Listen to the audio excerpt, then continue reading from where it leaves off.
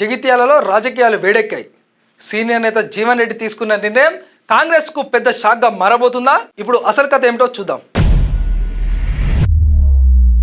తెలంగాణ రాజకీయాల్లో సీనియర్ నాయకుడిగా గుర్తింపు పొందిన జీవన్ రెడ్డి 4 దశాబ్దాలకు పైగా కాంగ్రెస్ పార్టీలో కీలక పాత్ర పోషించారు. జగిత్యాల రాజకీయాల్లో ఆయనకు ప్రత్యేక స్థానం ఉంది. పార్టీకి నిబద్ధతతో పనిచేసిన నాయకుడిగా గుర్తింపు పొందారు. అయితే ఇటీవల చోటు చేసుకున్న రాజకీయ పరిణామాలు ఆయనను తీవ్ర అసంతృప్తికి గురిచేశాయి. పార్టీలో జరుగుతున్న మార్పులు, స్థానిక స్థాయిలో వచ్చిన ఒత్తిళ్లు అన్నీ కలిసి ఆయనను కీలక నిర్ణయం తీసుకునే దిశగా నెట్టాయి. జీవన్ రెడ్డి అసంతృప్తికి ప్రధాన కారణం పార్టీలో తనకు సరైన ప్రాధాన్యం దక్కకపోవడం అనే భావన.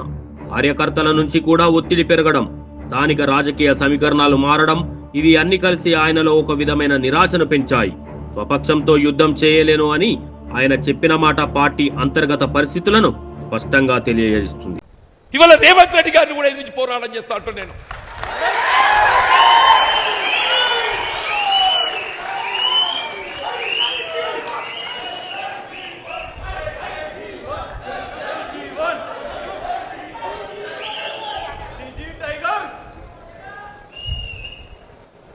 నీతో తొక్కబడు అణగదొక్కబడ్డ దానికంటే ఎదిరించి పోరాడతారు పోయేదేమున్నదే?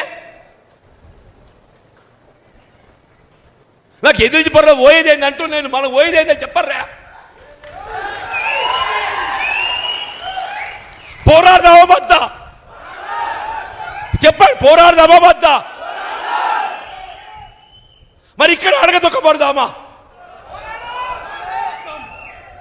ఎంతకాలం ఈ అవమానాలు, ఎంతకాలం ఈ అవమానాలు, ఎంతకాలం ఈ మానసిక క్షోభ? అంటే కాంగ్రెస్ పార్టీలో ఇంకెవడు ఎదగద్దు, కాంగ్రెస్ పార్టీలో ఇంకెవడు ఎదగద్దు. నీ చెప్పు చేతుల్లో ఉండేటోడు, నీ దయా దాక్షిణ్యాలకు లొంగేటోడు, నీ అడుగులకు అడుగులు ఎత్తటోడు, వాడు మాత్రమే కాంగ్రెస్ పార్టీలో కొనసాగాలి.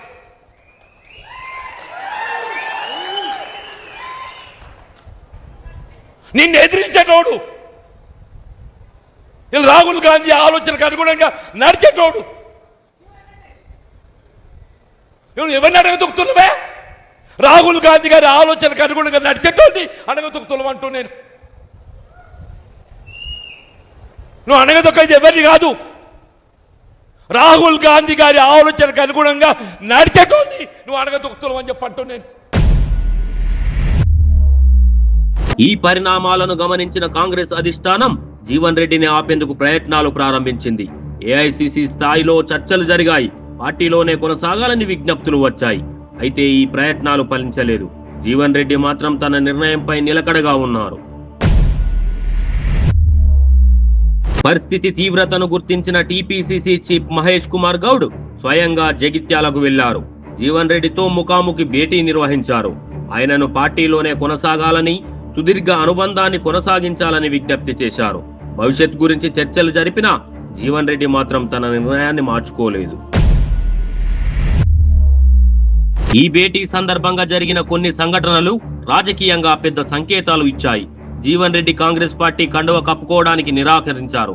ఇంకా తన ఇంటిపై ఉన్న ఇందిరాగాంధీ ఫ్లెక్సీలను కూడా తొలగించడం అత్యంత చర్చనీయాంశమైంది. ఈ చర్యలు ఆయన పార్టీతో ఉన్న అనుబంధాన్ని ముగించేందుకు సిద్ధంగా ఉన్నారనే భావనను బలపరిచాయి.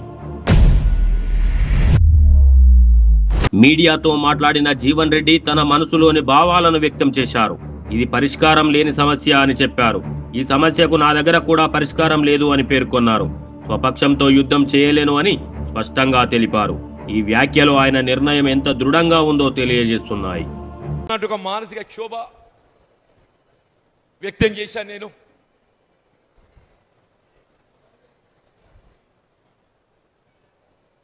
పార్టీ వీడడం అనేది నాటువంటి బాధాకరం చెప్తున్నా. నేనేం స్క్రీన్ గీసుకొని ముఖ్యమంత్రి కావాలని చెప్పారు, కాంగ్రెస్ పార్టీలోకి రాలేదు. కొద్దిమంది ఏదైతున్నదో స్క్రీన్ గీసుకొని ముఖ్యమంత్రి కావాలని పార్టీలోకి వచ్చిన వాళ్ళు ఉన్నారు.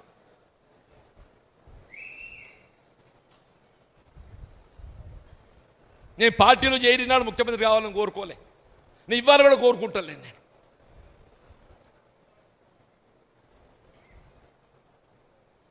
మీరు ఏ స్క్రీన్ తీసుకొని తొక్కుకుంటా ముఖ్యమంత్రి అయినరో సంతోషం నాయన, కానీ మమ్మల్ని కూడా బతకనియండి. ఇతర నన్నంటే నేను పోతున్న స్వేచ్ఛ ఏమవుతుందో ఈ తొక్కుడు భరించ కాబట్టి నేను స్వేచ్ఛ కోరుకుంటున్నా. ఇప్పుడు అందరి దృష్టి బుధవారం జరగబోయే సమావేశంపై ఉంది. కార్యకర్తలతో సమావేశం నిర్వహించి తన తదుపరి నిర్ణయాన్ని ప్రకటించనున్నారు. ఇప్పటికే ఏ పార్టీలో చేరే ఆలోచన లేదని స్పష్టం చేశారు. అయితే రాజకీయ భవిష్యత్తు ఎలా ఉంటుందన్నది ఆసక్తికరంగా మారింది. ఇలా ముఖ్యమంత్రి గారు ఏదైతుంది, ఈ పార్టీ నాది. ముఖ్యమంత్రి గారు ఏంటి, ఈ పార్టీ నాది, నాకు ఎవడైనా అడ్డం వస్తే తొక్కుతా. ఎంతమంది తొక్కుతావు నువ్వు? ఎంతమంది తొక్కుతావు నువ్వు?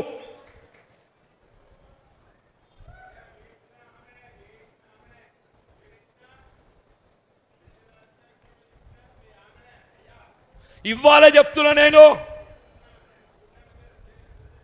నీ తొక్కుడు కాదు. మన జగిత్యాల నియోజకవర్గం ఏదైతుందో, నినదించి నాడు అడ్డుపడ్డనాడు ఏదైతుందో, అది ఏ శక్తి కూడా మమ్మల్ని అడ్డుకు ఆపలేదు చెప్పట్టు నేను. జీవన్ రెడ్డి కాంగ్రెస్ ను వీడితే జగిత్యాల రాజకీయాల్లో పెద్ద మార్పు చోటు చేసుకునే అవకాశం ఉంది. కాంగ్రెస్ పార్టీకి ఇది ఒక పెద్ద నష్టం అవుతుంది. ఇతర రాజకీయ పార్టీలకు ఇది ఒక అవకాశంగా మారవచ్చు. మొత్తానికి జీవన్ రెడ్డి నిర్ణయం తెలంగాణ రాజకీయాల్లో కొత్త సమీకరణాలకు దారితీసే అవకాశం ఉంది. బుధవారం వచ్చే నిర్ణయం ఎంత ప్రభావం చూపిస్తుందో చూడాలి. తెలుగు రాష్ట్రాల్లో మొట్టమొదటిసారిగా 5 సెకండ్లలో గుండె స్కాన్ చేసే టెక్నాలజీ. అత్యుత్తమ ఇమేజింగ్ కొరకు 640 స్లైస్ సిటీ స్కాన్ ఇప్పుడు మెడికవర్ ఫైనాన్షియల్ డిస్ట్రిక్ట్ లో.